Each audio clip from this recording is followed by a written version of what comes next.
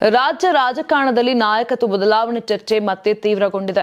ಕಾಂಗ್ರೆಸ್ನಲ್ಲಿ power sharing ಗೊಂದಲಕ್ಕೆ ಶೀಘ್ರದಲ್ಲೇ ಹೈಕಮಾಂಡ್ ತೆರೆ ಎಳೆಯಬಹುದು ಎಂಬ ಮಾತುಗಳ ನಡುವೆ ಉಪಮುಖ್ಯಮಂತ್ರಿ ಡಿಕೆ ಶಿವಕುಮಾರ್ ಅವರ ಹೆಸರು ಮತ್ತೆ ಸಿಎಂ ರೇಸ್ನಲ್ಲಿ ಸದ್ದು ಮಾಡುತ್ತಿದೆ.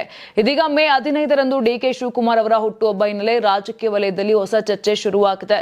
ತಮ್ಮ ನಾಯಕನ ಜನ್ಮದಿನವನ್ನ ಭರ್ಜರಿಯಾಗಿ ಆಚರಿಸಲು ಅಭಿಮಾನಿಗಳು ಸಿದ್ಧತೆ ನಡೆಸಿದ್ದು, ನೀವು ಸಣ್ಣ ಆಗ್ಬೇಕಲ್ವಾ, ಅದು ಒಂದು ಉತ್ತಮ ಆಹಾರದಿಂದ ಸಣ್ಣ ಆಗ್ಬೇಕಲ್ವಾ. ಪ್ರತಿದಿನ ನಮ್ಮ ಜೀನಿ ಸ್ಲಿಮ್ ನ ಯೂಸ್ ಮಾಡಿ ಯಾವುದೇ ಸೈಡ್ ಎಫೆಕ್ಟ್ ಇಲ್ದಂಗೆ ನೀವು ಸಣ್ಣ ಆಗ್ತೀರಾ.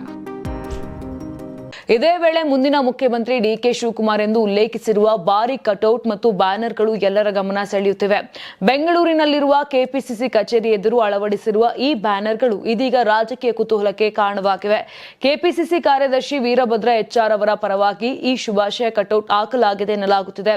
ಇನ್ನೊಂದೆಡೆ ಕಾಂಗ್ರೆಸ್ ನಾಯಕತ್ವ ಬದಲಾವಣೆ ಕುರಿತು ಹಲವು ವದಂತಿಗಳು ಹರಿದಾಡುತ್ತಿರುವ ನಡುವೆಯೇ ರಾಹುಲ್ ಗಾಂಧಿ ಶೀಘ್ರದಲ್ಲೇ ಈ ಗೊಂದಲಕ್ಕೆ ತೆರೆ ಎಳೆಯಲಿದ್ದಾರೆ ಎಂಬ ಮಾತುಗಳು ಕೂಡ ಕೇಳಿಬರುತ್ತಿವೆ.